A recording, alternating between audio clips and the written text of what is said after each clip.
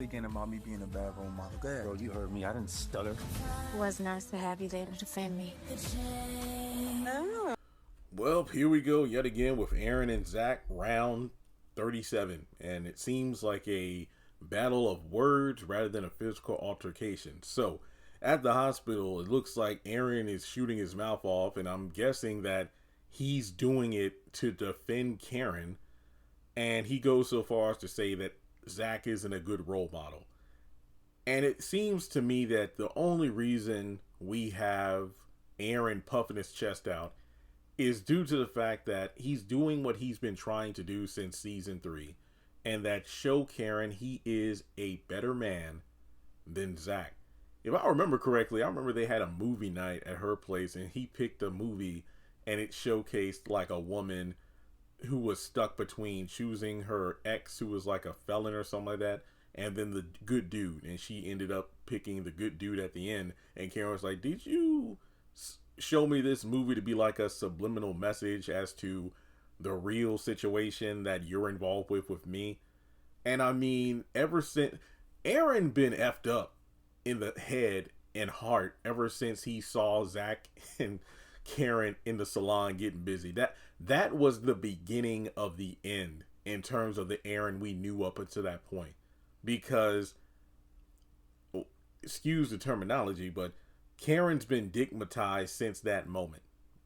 I think one of the funniest things regarding that situation was how people made memes of Karen after she, got caught by Aaron, and they were sitting out in the salon and he was confronting her about it, and her hair was all over the place. She looked like a black Barbie whose hair was toe up because Zach was really putting it on her.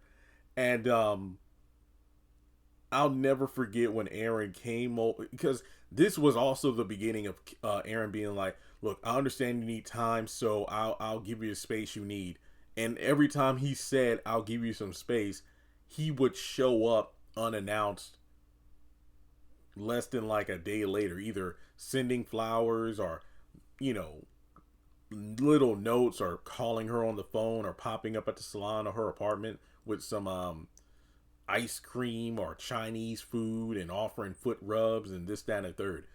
Essentially, it got to the point where he would just beg and plead, God told me this and I love you so much. But Karen, it didn't matter what he said or did. It was always Zach that was on her heart. I mean, and to Karen's credit, and this is the thing, while I'm not the biggest Karen fan, I've said time and time again, Aaron was the one that allowed himself to get played. And one has to wonder if he was technically played, because Karen made it clear, look, I'm still on Zach. And sometimes when they'd lay in bed together at night, she'd be calling out Zach's name. Heck, one time when they were having sex, or about to have sex, she said Zach, and then he just got up and left. So he should know, like, it's not going to happen.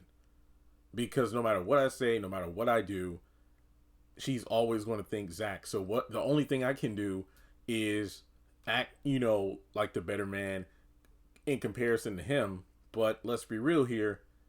As someone who has been rejected in friend zone more times than I can count, women tend to not, and I can only speak for the women I've interacted with, so don't think I'm lumping all of you into the same category, okay, ladies? But women tend to say they want the nice guy that can take care of them, but in reality, they want the person that treats them badly, essentially the asshole, the bad boy. And it's not until they are, left high and dry with kids, or they don't look as good as they did back then all of a sudden they want that nice, safe guy that they should have chosen way back when. And and basically your value has gone down as a result. So it's like, no. And then they want to get mad when the man of, let's be real, higher value either refuses to get with them, or they choose, or they're with somebody else. It's like somebody saw all I had to offer.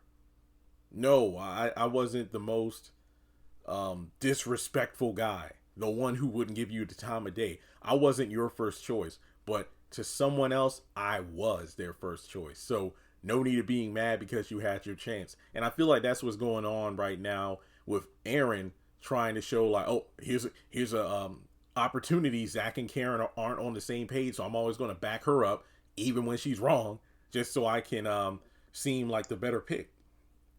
So their whole bad role model thing, I mean, it just sucks because if you only knew what Zach has gone through with helping Michael develop, you would shut up about saying he's a bad role model. So with that being said, let me know your thoughts in the comment section below, John. I mean, say what you will about Zach, but he's never been going around by 2 different names. Sean. All right, so like and subscribe, and I'll catch you all in the next video.